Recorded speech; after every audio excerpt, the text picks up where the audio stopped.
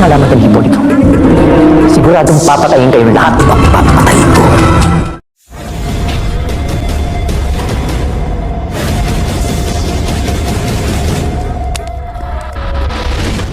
Matapos nga tambangan ng buong Black Ops etong sina Jacob Serrano at ang mga tauhan nito, ay masayang-masaya naman etong si Albert de Vela at ang kanyang mga tauhan dahil sa napatay nila etong si Jacob. Ngunit walang kaalam-alam itong si Albert de Vela na hawak na Renato Hipolito at tinuturing ni Renato Hipolito na isang tunay na anak etong si Jacob. At doon na nga sa pagkakataong yun, nang buksan na nga ni Alcantara ang sasakyan itong sina Jacob, ay bigla na lang lumabandra ang duguan ng katawan nitong si Jacob. At doon na nga nagsimula na matuwa palalo etong si Albert de Vela dahil sa nakita niyang wala ng buhay etong si Jacob. At sinabi niya kay Alcantara at kay Papia na nagtagumpay sila sa kanilang mga plano. Naulog sa kanilang mga kamay ang buhay nitong si Jacob Serrano. At doon na nga sa pagkakataong yon, habang nag-i-enjoy itong si Albert de Vela dahil sa may babalik na ang karangalan ng buong Black Ops, ay wala naman itong kaalam-alam sa lahat na nangyayari. At doon na nga nagsimula na tumawag si Arturo Padua dito kay Albert at sinabi na kamusta na ipinaayos nito ng mga tauhan, nagagabay sa paglalakbay at sa lahat ng lakad itong si Arturo Padua.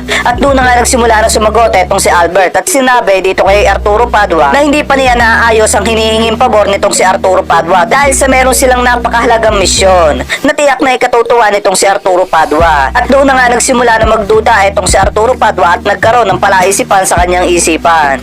At kaagad niya naman tinanong dito kay Albert de Vela kung ano ba ang tinutukoy nito. At doon na nga masayang sinabi ni Albert de Vela na nakahuli sila at nakapatay sila ng isang most wanted criminal sa buong Pilipinas. At doon na nga sa sinabing yon nitong si Albert de Vela ay itinanong nitong si Arturo Padua kung sino ang napatay ng mga ito. At doon na nga nagsimula na sabihin ni Albert de Vela na napatay nila itong si Jacob Serrano. Ngunit talagang hindi maipinta ang mukha nitong si Arturo Padua nang malaman na niya na si Jacob ang nadali ng kanyang mga tauhan. At doon na nga nagsimula na magalit itong si Arturo Padua at sinabi na palpak na naman ang ginawa nitong sina Albert de Vela. Hindi ba nila kilala ang mga tao na nasa likod itong si Jacob Serrano? At doon na nga nagsimula na magsalita pa rin itong si Albert at sumagot ito kay Arturo Padua. At sinabi niya kay Arturo Padua na alam niyang protektado ng malalaking sindikato at malalaking tao sa gobyerno itong si Jacob Serrano at wala siyang pakialam. At doon na nga sa sinabi yun ni Albert de Vela ay mas lalong nanggalait itong si Arturo Padua. At sinabi na ang may hawak kay Jacob Serrano ay walang iba kung hindi itong si Renato Hipolito. At tiyak na kapag ka nalaman ni Renato Hipolito ang ginawa nitong si Albert de Vela at ng buong Black Ops dito kay Jacob Serrano, ay tiyak na uubusin itong si Renato Hipolito ang buong Black Ops. At doon na nga sa sinabing yon ni Arturo Padua ay nakaramdam ng takot etong si Albert de Vela. Sa kabilang banda naman, sinabi naman ni Arturo Padua dito kay Albert de Vela na linising mabuti ang mga kalat na ginawa nitong si Albert de Vela. Kailangang hindi makita ang bangkay nitong si Jacob Serrano at kailangan malinis lahat ng mga gusot na ginawa nito habang hindi pa nalalaman itong si Renato Hipolito. At kailangan na walang makakaalam na sila ang yumari dito kay Jacob Serrano. At doon na nga sa pagkakataong yon ay mabilis na sumunod agad-agaran itong si Albert de Vela at ibinao ng mga bangkay nitong si Jacob Serrano maging ng mga tauhan nito. At doon na nga sa pagkakataong yon, habang isinasagawa nila ang pagtatabi ng bangkay nitong si Jacob Serrano, ay nag-uusap naman itong sina Albert de Vela at itong sina Alcantara maging itong si Papia. At doon na nga sinabi nitong si Papia na hindi naman sila kriminal, alagad sila ng batas. Ngunit ang ginagawa nila ay isang gawain lamang ng mga taong kriminal at nagtatago sa batas.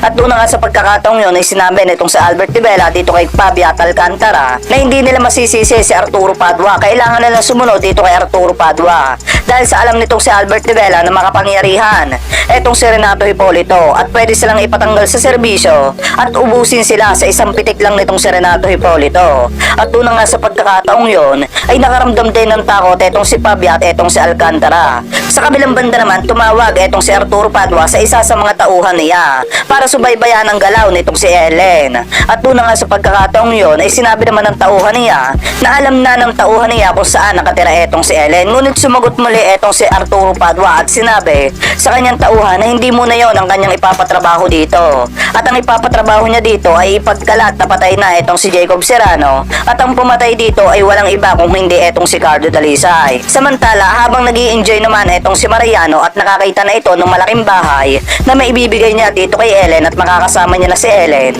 ay wala naman itong kaalam-alam na nagbubuntis na etong si Cassandra at siya ang ama nito. At doon na nga sa pagkakataong yon, kinausap ni nitong si Mariano etong si Liwanag para bayaran ang bahay na napili nito. At para sabihin dito kay Liwanag na doon na palipatin etong si Ellen para magsama na sila nitong si Mariano. Sa kabilang banda naman, pagkatapos nga kausapin itong si Arturo Padua etong si Albert de Vela at ang tauhan nito, ay kaagad namang hinanap ni Arturo Padua etong si Renato Hipolito sa loob ng palasyo. At doon na nga nagsimula na sabihin ni Agustus na si Renato Hipolito ay nag-visit country at matatagal na ito bago makabalik. At doon na nga sa pagkakataong yon ay tuwang-tuwa naman itong si Arturo Padua dahil sa makakakilos ang kanyang mga tauhan para malinis sa mga kalat na ginawa nito. At doon na rin nagsimula na mag-isip itong si Arturo Padua na kapag ka nalaman ni Renato Hipolito ang nangyari dito kay Jacob Serrano ay malulungkot ito. At doon na nga sa pagkakataong yon ay doon siya lalapit kay Renato Hipolito para i-comfort itong si Renato Hipolito at para pagkatiwalaan siya nito at para maging kakampi nitong si Arturo Padua etong si Renato. Sa kabilang banda naman, pagkatapos nga mag-shopping nitong si Ellen ay tila nagrereklamo pa ito dahil sa kakaunti ang kanyang naipamili, dahil sa kakaunti ang perang ibinigay sa kanya. At doon na nga nagsimula na ikumpara nitong si Ellen ang nararanasan niya dito kay Arturo Padua at dito kay Mariano. At doon bumalik sa kanyang isipan na mas marami pa ang nakukuha niyang pera dito kay Arturo Padua kaysa dito kay Mariano, at tila pinagsisisihan nitong si Ellen ang nangyari sa kanya. At doon na nga sa pagkakataong yon ay sinabi nitong si Ellen na kailangan niya munang pagtiyagaan etong si Mariano. Sa kabilang banda naman, tumawag naman etong si Lily sa kanyang mga tauhan at saka etong si Agustus.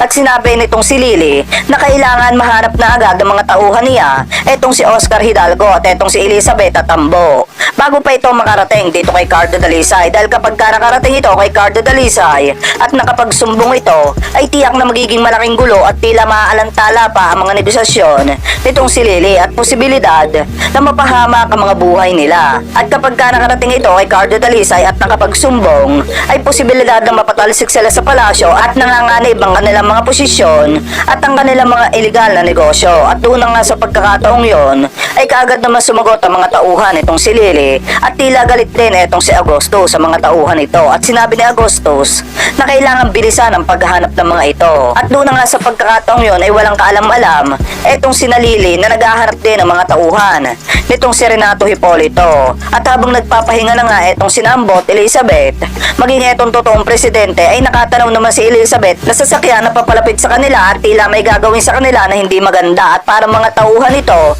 nitong si Renato Hipolito. At doon na nga sa pagkakataong yun ay nagsimula na tumakbo papalayo etong si Nambot Elizabeth kasama itong totoong presidente. At kaagad nagtago ang mga ito sa likod ng isang abandonadong bahay. At doon na nga sa pagkakataong yun ay tahimik naman itong si Nambo na nakamasid kung may tao na makakakita sa kanila. Sa inyong palagay, dito na ba masusukol etong si Nambot Elizabeth maging etong totoong presidente na si Oscar Hidalgo? Dito na rin ba malalaman ni Renato Hipolito na ang pumatay kay Jacob Serrano ay walang iba kung hindi etong si Albert de Vela at ang Black Ops at kasabwat etong si Arturo Padua? Well, yan yung kapanaparabek na dapat nating antabayanan sa ang probinsyano. At kung ikaw ay may komento at gusto sabihin sa video na ito, ay maaaring i-comment nyo na lamang po sa ating comment section. At huwag nyo na rin pong kalimutang mag-like, share, and mag-subscribe.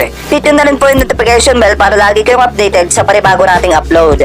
Isang like at isang subscribe nyo lamang po sapat na. Mag-iingat po kayo at maraming salamat po.